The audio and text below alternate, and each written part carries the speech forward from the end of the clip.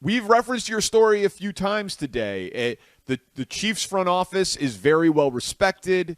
It has not had anyone poached from it since they drafted Pat Mahomes and since they won a Super Bowl. Very unusual for that degree of success. What can you tell Bears fans about Ryan Poles, their new general manager? Yeah, thanks for having me on again, fellas. I will say that Ryan Poles is one of the top-notch scouts in the NFL. I mean, that's just a fact. You look at any Chiefs player that has had success over the last decade that they have acquired through the draft, at some point in that evaluation, it could be pretty much tied to Ryan Poles. And so what I would tell Bears fans is look at the most recent draft. Now, Ryan Poles is very young. He's 36, I believe. He will be someone that will care deeply about offensive and defensive line play. So when you look at last year's draft for the Chiefs, everybody knew watching the Super Bowl, wow, Patrick Mahomes needs some better blocking, or he needs to not be running for his life.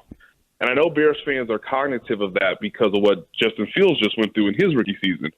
Well, the Chiefs drafted two cornerstone now linemen who, by the way, may finish their rookie seasons in the Super Bowl, in Creed Humphrey in the second round and Trey Smith in the sixth round.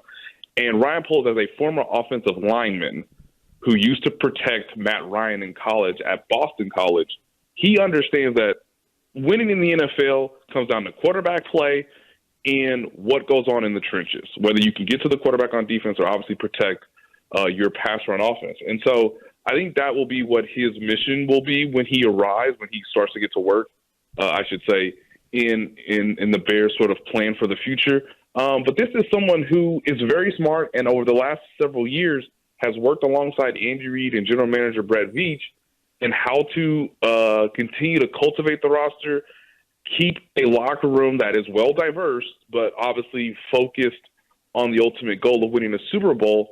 And also, and what I'm really, really fascinated to see in the future, fellas, is how does his philosophy either align with what the Chiefs have done with some draft picks, with some trades in the past, with really going forward in an aggressive style, or if he'll work from a more traditional standpoint where he'll want to really lean on his scouting evaluations and his ability versus maybe being aggressive with first or second round picks or in free agency to sort of get the Bears back to not just respectability, but obviously having a chance to compete in the playoffs.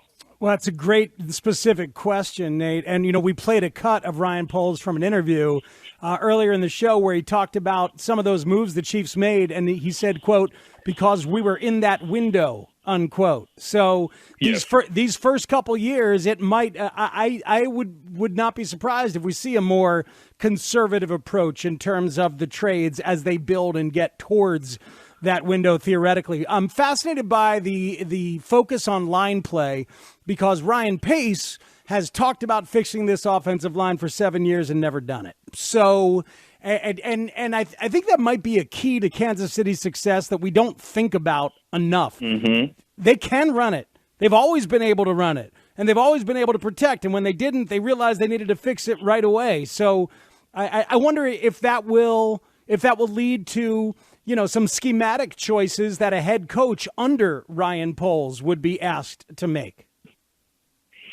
Yeah, and what's even more interesting or what adds to this part of the discussion, fellas, is, okay, you're going to have to hit on the draft, regardless of where you're taking, more times than not. And, yes, we all understand that there's a science to it, but there's also, obviously an element of unfortunate, luck, whatever you want to call it. And so what I'm fascinated in is that Ryan Poles knows that the Bears have the quarterback. They have a quarterback to compete.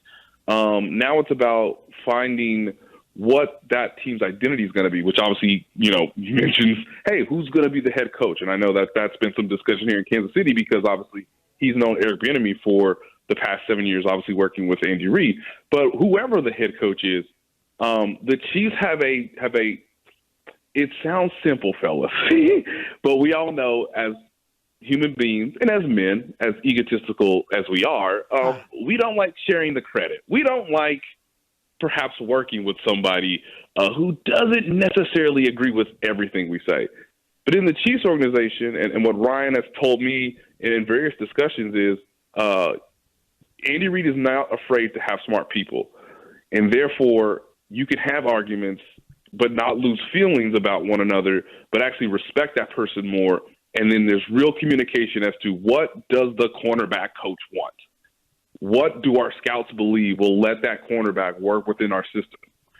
If we've now answered those questions and we have an ability to go get the cornerback and we believe that person is coachable, whether first, second, obviously bottom half of the draft, then we need to work together with clear communication as to why that player is going to be successful in their locker room and on the field.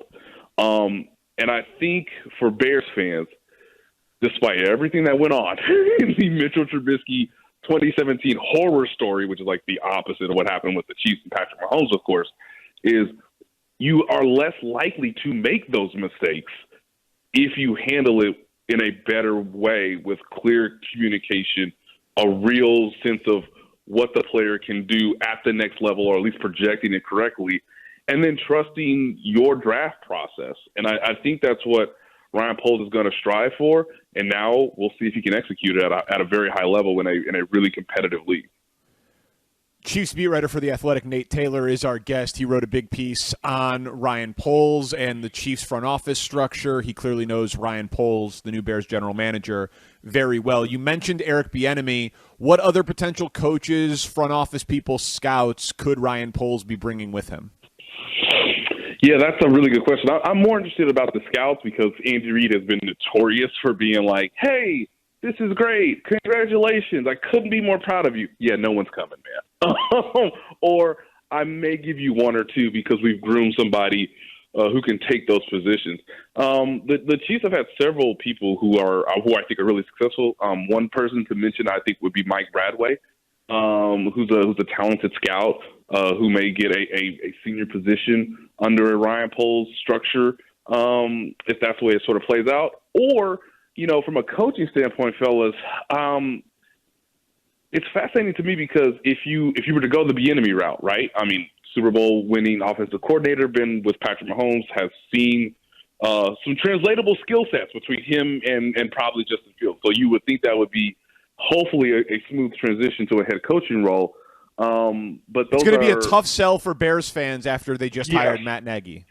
Yes, and he's a first-time head coach, where I think there are some, maybe a more wise, in some ways, decision is first-time general manager to get a more experienced head coach. And that's where I think Caldwell sort of fascinates me in some sense because now you could bring in, and I know Bears fans may know this person, may not, but Mike Kafka is one of the more hotter, well-known quarterback coaches ready to be an offensive coordinator in the league. And so Ryan Poles can trust, hey, here's our evaluation process that we've done for 4 or 5 years now with Mike Kafka about offensive players, about players who can help the quarterback or what he sees his quarterback needs on an offensive line. We talk the offensive line coach, we go through the scouts, obviously Trey Smith and Creed Humphrey just pop out of the draft.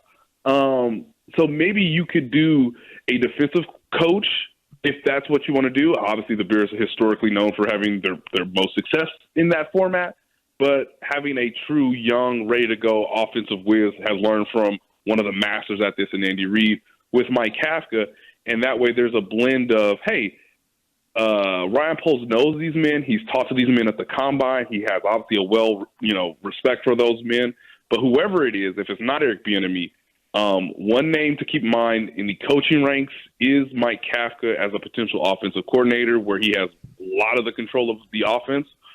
And I would say, yes, Bears fans, Mike Kafka is different than Matt Nagy. Like they come from the same tree, but they might be different fruit. And Mike Bradway might be a scout, front office executive who has worked well with Ryan Poles in the past and could continue in Chicago. This is very good, detailed stuff here, Nate. And, yeah, we brought up Mike Kafka earlier in the show.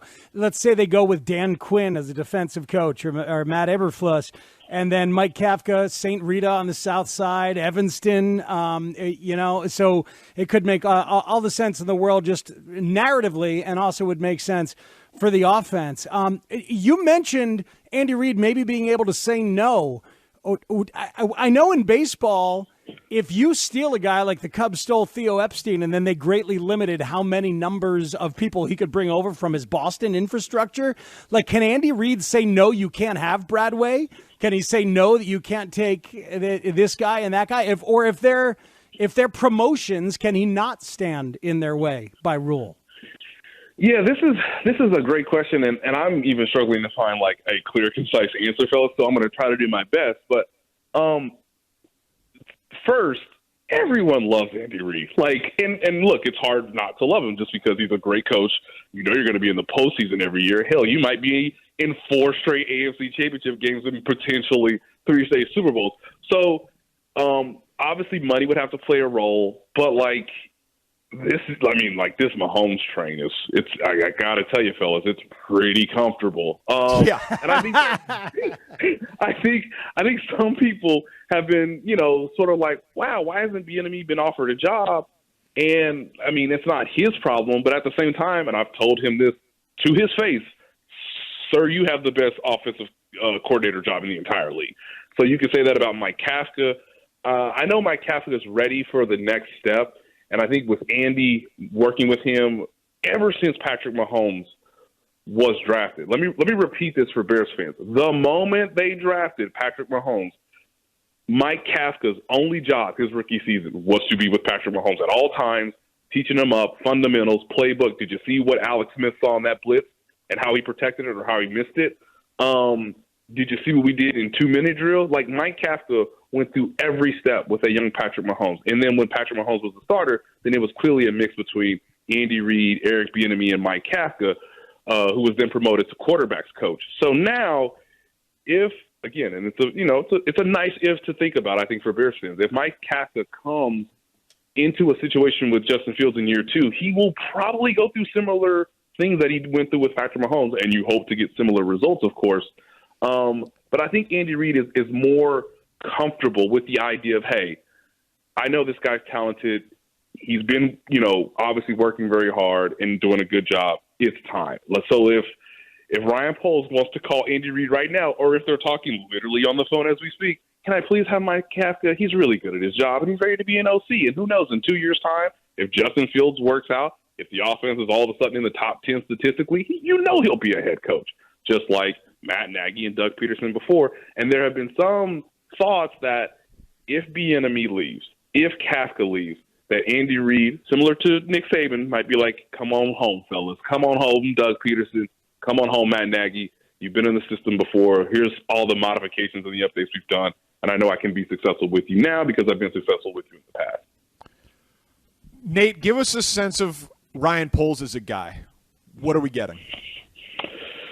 Really smart, can communicate with players at a high level. And I don't know if people truly understand why that is so vital when you're a general manager. You can't talk to every player at every moment, but those conversations when it gets to the general manager level are really important. What are we going to do in free agency? Hey, this is the end of year evaluation that we have for you. What are your thoughts? What are ours? Hey, we're thinking about you in the draft. Ryan Poles can relate to players, I think, in a very good way. I think he's pretty clear-cut in, he's not really going to talk around things necessarily. I think he's going to be direct, I guess is what I'm ultimately getting at, fellas. And he's smart, and he loves football. And I think, as people have said earlier today, he wants to be a general manager. He's kind of been groomed to be a general manager. In 2015 or in 2016, when the Chiefs had originally ID'd, holy smokes, this Patrick Mahomes kid is good, and he will be open for the 2017 draft if he declares. In 2016, Ryan Poles, fellas, was in a room with Andy Reid, John Dorsey, the general manager at the time, who is a great evaluator in his own way, Brett Veach, now the general manager of the Chiefs, and Chris Ballard, the general manager of the Colts. He was in an apprenticeship, and then he saw exactly every step that it took to get a franchise generational changing quarterback and then build around that quarterback so that you can go to potentially 3 straight Super Bowls. He's ready to succeed. I'm fascinated to see who will be on his staff, but he's going to be successful. And I think if people are gushing over the things that Chris Ballard has done, and I tend to be one of them, despite obviously what's going on with the quarterback situation, which no one foresaw coming with Andrew Luck, everything else about the Colts is pretty good. I think Ryan Poles has a chance to be better than their previous general manager, and I don't think that's a bold statement on day one of him joining the franchise. Wow, I mean it's a hell of an endorsement. Last thing, briefly, and an acceptable answer here is no. We're hoping that we'll have a chance to talk to him. You got any anecdotes? Favorite beer, wine, food? Anything for us to connect to with him on a human level? I mean, nothing like jumps out, and it sucks because I probably would have more fellas if we weren't living in a pandemic where yep, they have separated us more than usual. But look, every time I talk to Ryan, I really do learn something. And I know that it doesn't sound sexy, but the Chiefs quietly have done a very good job with late-round picks and undrafted free agents. And ladies and gentlemen, do you know who talks to those people when they need to decide, I didn't get drafted. Where do I want to continue my career? Or, hey, you got drafted later than you thought, but we got the right coaching staff. We're going to make it work. We're going to figure it out. Like, we're going to give you an opportunity, and then it's up to you whether or not you succeed or not. Those people are guys like Ryan Poles. And so Brett Veach looked at me in training camp, fellas. Again, Brett Veach, general manager of the Chiefs, known for his aggression, obviously known for finding Patrick Mahomes in a rough of just spread offensive coaches and quarterbacks in college that never translate to the NFL. He looked at me straight in the face and was like, I don't understand why he won't be a general manager. I will be shocked if he's not a general manager in 2 years. I said, okay. That was this August. All right. Well, and so the Bears are getting a jump early, getting in early in that way.